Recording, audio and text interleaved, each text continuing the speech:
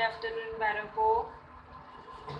આજે આપણે સામાન્ય જ્ઞાનમાં પાઠ છઠ્ઠો કરીશું. પાઠ છઠ્ઠોનો અભ્યાસ કરીશું. સામાન્ય જ્ઞાનની ચોપડી બધા કાઢો. સામાન્ય જ્ઞાનમાં પાઠ છઠ્ઠો આકાર, કદ અને અંક. જો વાંચો. આકાર, કદ એટલે એની સાઈઝ અને અંક એટલે આપણે એકડા, બરાબર છે, એ આપણે આજે ભણવાના. આપણી આસપાસ આવેલી વસ્તુઓ વિવિધ આકારની હોય છે. એટલે આપણી આસપાસ એટલે આપણે આજુબાજુ જે પણ બધી વસ્તુ હોય એ બધી વિવિધ આકારની હોય છે, બરાબર છે. નીચે આપેલા ચિત્રો આકાર જુઓ. આ આકાર કયા નામથી ઓળખાય તે જાણો. આ ચિત્રો બધા જોવાના છે અને એ આકારને કયા નામ અપાય તે આપણે જોઈએ, બરાબર છે. ચાલો, તો આ કયો આકાર કહેવાય? ચોરસ. તો અહીંયા લખેલું છે ચનેકાનો માત્ર ચોરસ, ચોરસ. આ કયો આકાર છે? ચોરસ આકાર છે. પછી આગળ આ છે લંબચોરસ. આ છે લંબચોરસ એટલે લાંબુ આવે, ચોરસ કરતાં લાંબુ એટલે લંબચોરસ. પછી આ છે ત્રિકોણ, બરાબર. અને આ છે ગોળ એટલે વર્તુળ, વર્તુળ, બરાબર છે. આ આકારો છે આપણા: ચોરસ, લંબચોરસ, ત્રિકોણ અને વર્તુળ. સમજણ પડી બધાને? આપણા આકારો કેટલા છે? 4. ચોરસ છે, લંબચોરસ છે, ત્રિકોણ છે અને વર્તુળ છે. ચાલો હવે આગળ. હવે નીચે આપેલા ચિત્રોના આકાર અને કદ જુઓ અને અંક વાંચો. આ જે અંક આપેલા છે એ આપણે વાંચવાના છે. તો આકાર જોવાના છે. પહેલાં કયો આકાર કહેવાય? તો આને કહેવાય ત્રિકોણ. કયો આકાર કહેવાય? ત્રિકોણ કહેવાય. ત્રિકોણમાં કેટલા અંક લખેલા છે? 5 છે ને? 5. આ છે ચોરસ. ચોરસમાં કેટલા અંક લખેલા છે? 7. 7 7. ધ્યાનથી બધા જોજો. આ છે ગોળ, તો એમાં 3. આ છે લંબચોરસ, તો એમાં 9, બરાબર છે. એ જ પ્રમાણે નીચે ગોળ છે તો એમાં કેટલા અંક લખેલા છે? 6 લખેલા છે. લંબચોરસમાં 0, બરાબર. અને ચોરસમાં 3, ત્રિકોણમાં 2, નીચે ત્રિકોણમાં 4, ગોળમાં 8, વર્તુળમાં 8 અને લંબચોરસમાં પણ 8 અને ચોરસમાં 1. આ આકારો છે ને એની અંદર જે બધા અંક લખેલા છે એ પ્રમાણે આપણે આગળનું સ્વાધ્યાય કરવાનું છે. આ આકારો છે ને એમાં જે અંક આપેલા છે એના સરવાળા કરીશું અને પાછળના જે સવાલના જવાબ આવે છે ને તે આપણે સમજીશું, બરાબર છે બાળકો? તો હવે પાના નંબર 13 તમે ભણી ગયા ને? ચોરસ, લંબચોરસ, ત્રિકોણ અને વર્તુળ એટલે કે ગોળ, બરાબર. અને આ છે બધા આકારો. આકારોમાં જે અંક આપેલા છે એ અંક આપણે ગણીને આગળના સ્વાધ્યાય કરીશું, બરાબર. ચાલો, તો પાના નંબર 14. હવે જુઓ શું આપે છે સ્વાધ્યાયમાં. શું આપેલું છે? આગળના પેજ પર એક સરખા આકારમાં અંકોનો સરવાળો કરી ઉત્તર લખો. ચોરસમાં આપેલા અંકોનો સરવાળો. ચોરસ જેટલા ચોરસ આપેલા હોય, અહીંયા શું લખેલું છે? ચનેકાનો માત્ર ચોરસના અંકોનો સરવાળો. તો આપણે ચોરસમાં જેટલા અંકો હોય ને એનો સરવાળો કરીશું. તો છે 7. આ ચોરસ કહેવાય ને એટલે 7. આ ચોરસ છે તો 3 અને આ ચોરસમાં 1. તો બાજુમાં 7, 3, 1, બરાબર. આ 3 નો સરવાળો કરીએ ને તો કેટલા થાય? 2 એકડા 11. 7 ને 3 10 અને 1 11.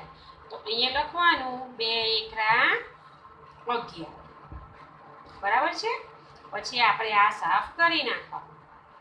આપણો જવાબ આવી જાય ને પછી આપણે સાફ કરી નાખવાનું. આગળ હવે જુઓ. આગળ શું આપેલું છે કે લંબચોરસમાં આપેલ અંકોનો સરવાળો. હવે લંબચોરસ જેટલા હોય ને એ બધાનો શું કરશું આપણે સરવાળો કરશું. ચાલો તો આગળના પેજનું જોવાનું. આપણા આ બધા સવાલના જવાબ આગળના પેજના છે. તો આપણે પેજ પાછા કાઢીએ. લંબચોરસમાં આપેલા અંકોનો સરવાળો. તો આપણે લંબચોરસ જોઈ લઈએ. લંબચોરસમાં છે 9 0 અને 8. 9 લખવાનું 9 0 અને 8. તો બાળકો 0 એટલે કંઈ નહીં અને 9 અને 8નો સરવાળો કરવાનો. 9 અને 8નો સરવાળો કેટલો થાય? તે કે 17. કેટલા થાય? 1 7 17. 9 ની અંદર 8 ઉમેરવાના એટલે થાય 1 7 17. બરાબર છે. પછી આ આપણે સાફ કરી દેવાનું. આગળ આપણે બે સરવાળા કર્યા ને એ જ પ્રમાણે ત્રિકોણમાં પણ કરવાનું છે. ત્રિકોણમાં આપેલ અંકોનો સરવાળો. ત્રિકોણમાં જેટલા અંકો આપેલા છે એ આપણે આગળના પેજ પર જોઈશું. ચાલો તો ત્રિકોણમાં જો 5 પછી છે 2 અને 4. 5 2 4. તો લખવાનું સાઈડમાં 5 2 અને 4. હવે આ બધાનો સરવાળો કરવાનો. તો 5 અને 2 કેટલા થાય? 7. કેટલા થાય? 7. અને 7 ને 4 11. 7 ને 4 11. તો આપણે ત્રિકોણના સરવાળા કેટલા થશે? 2 એકરા 11. કેટલા થાય? 2 એકરા 11. બરાબર છે. ચાલો હવે વર્તુળમાં જોવાનું છે. વર્તુળમાં આપેલ અંકોનો સરવાળો. વર્તુળ એટલે ગોળ. ગોળમાં જેટલા અંકો આપેલા છે ને એ આપણે આગળના પેજ પર જોઈ લઈએ. ચાલો ગોળમાં કેટલા છે? 3 6 અને 8. 3 6 અને 8. તો અહીંયા લખવાનું 3 6 અને 8. બરાબર. તો બાળકો 3 નો સરવાળો 6 સાથે કરીએ તો 3 અને 6 થાય 9. કેટલા થાય? 9. 9 થાય ને. અને 9 ની અંદર આપણે 7 ઉમેરીએ તો કેટલા થાય? 9 ની અંદર 7 ઉમેરીએ તો 17. તો 1 7 17. બરાબર. તો 17 લખી દેવાના. એમ ડાયરેક્ટ તમને આવડશે નહીં એટલે બાજુમાં શું કરવાનું? અહીંયા લખવાનું પછી ગણી કાઢવાનું. બરાબર છે. ચાલો હવે આગળના પેજ પર આપેલા આકારોનો રંગ એક શબ્દમાં લખો. હવે એક શબ્દમાં લખવાનું છે. સૌથી મોટા વર્તુળનો રંગ કયો છે? સૌથી મોટા વર્તુળ. હવે જોજો આ છે, આ વર્તુળ કહેવાય. આને શું કહેવાય? વર્તુળ. તો વર્તુળમાં કયો રંગ પૂરેલો છે તે આપણે લખીશું. એટલે કે પીળો. પીળો. બરાબર છે. સૌથી નાનો ત્રિકોણ કયા રંગમાં છે? હવે આપણે ત્રિકોણ જોવાનું. સૌથી નાનો ત્રિકોણ 2. બરાબર છે. સૌથી નાનો ત્રિકોણમાં કયો રંગ છે? લાલ. રંગ જોવાનો છે. તો આગળના પેજ પરથી જોવાનું. લાલ. સૌથી મોટા લંબચોરસનો રંગ કયો છે? સૌથી મોટા લંબચોરસનો રંગ કયો છે? હવે આપણે લંબચોરસ જોવાનું. તેઓ સૌથી મોટું. જો આ લંબચોરસ મોટું છે. બરાબર ને. તો એમાં કયો રંગ પૂર્યો છે? કે લીલો. તો આપણે અહીંયા લખી દેવાનું લીલો. બરાબર. સૌથી નાનો ચોરસ કયા રંગનો છે? સૌથી નાનો ચોરસ. હવે આપણે ચોરસ જોવાનું. ચોરસ છે ને સૌથી નાનું આયરું એ કયા રંગનું છે? વાદળી. તો આપણે લખી દેવાનું વાદળી. બરાબર છે બાળકો? સવાલના જવાબ સમજાયા? આ જે તમે લખો છો આ બે સવાલના જવાબ એ આગળના પેજમાંથી લખવાનું છે. આ બધું સમજણ છે ને તમારે આગળના પેજમાંથી થશે. બરાબર?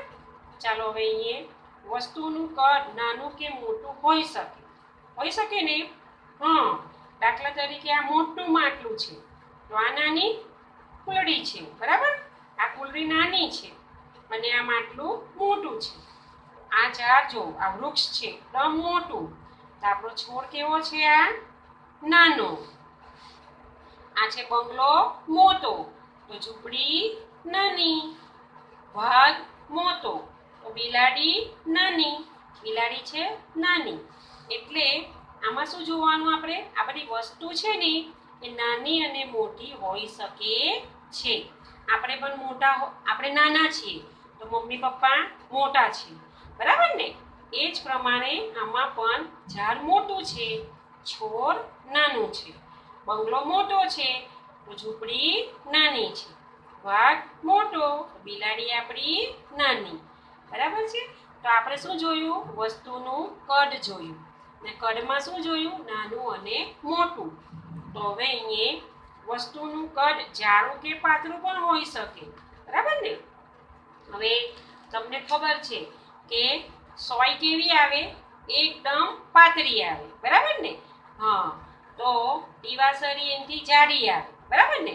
એ જ પ્રમાણે આ જો શેરડી છે તો શેરડી જાડી છે અને દીવાસળી પાતળી છે.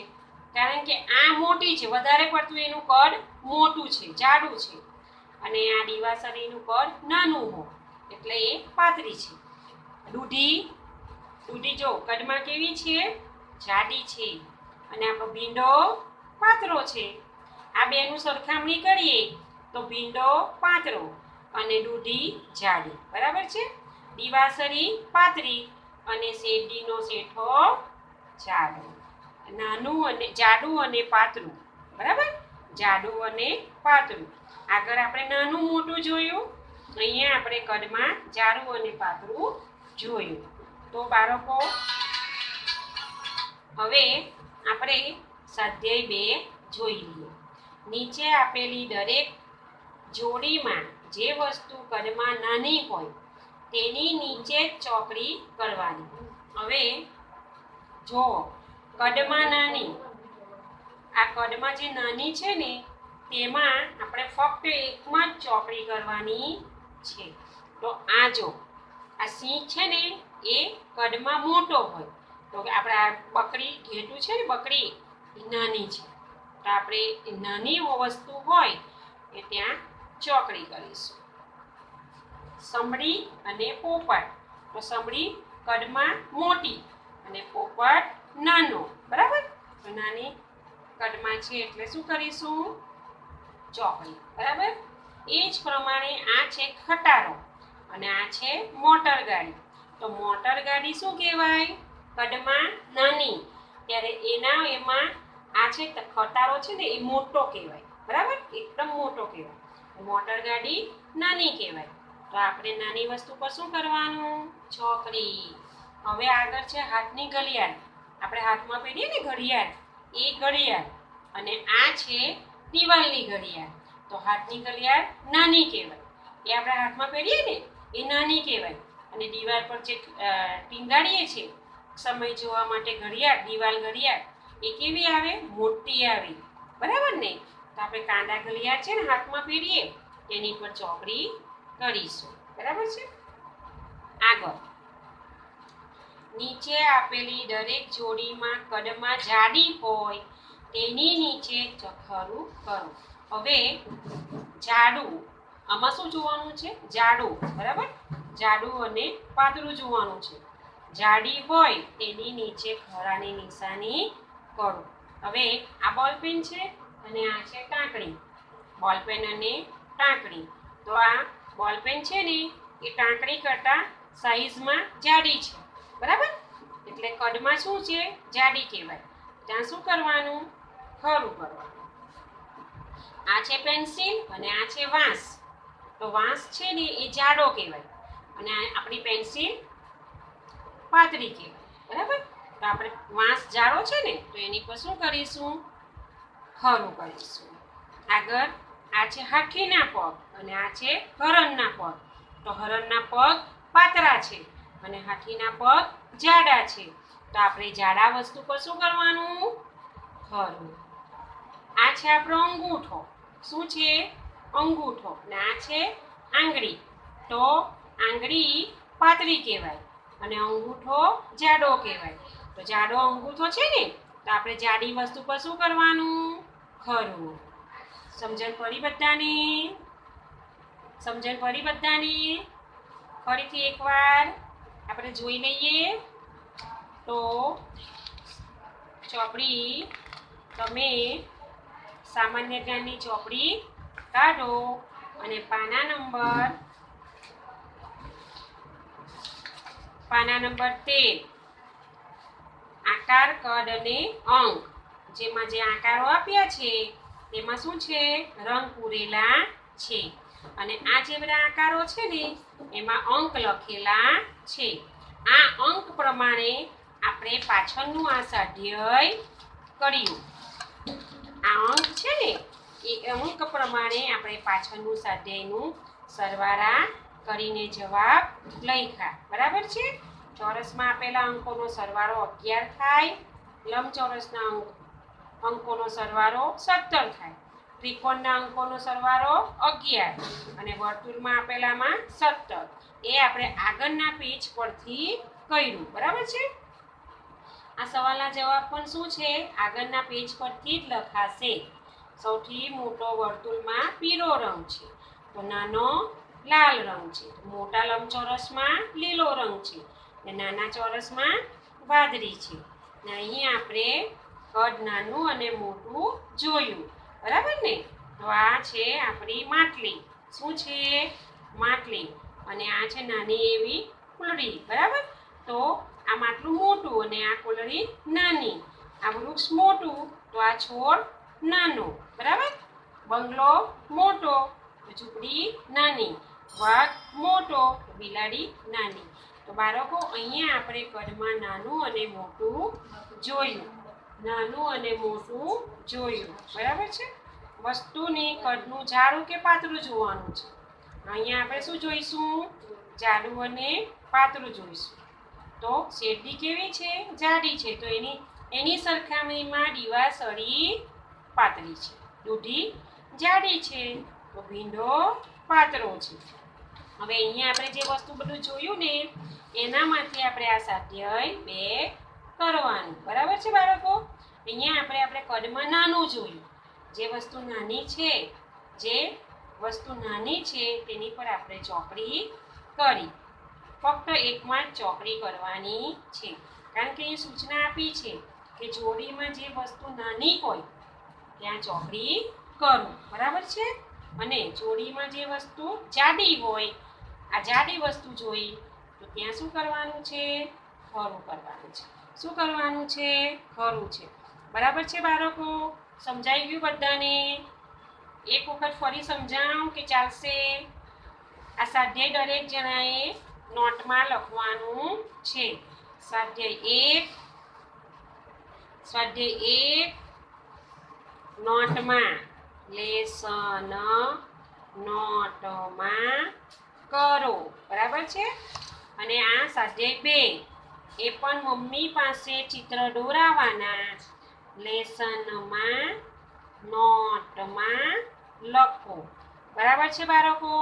તો અહીંયા ટીચરે તમને જે સ્વાધ્યાય આપ્યું છે તે તમારે નોટમાં લખવાનું છે. સમજણ પડી બધાને? આ ટીચરે જો લખ્યું લેસનમાં નોટમાં લખો.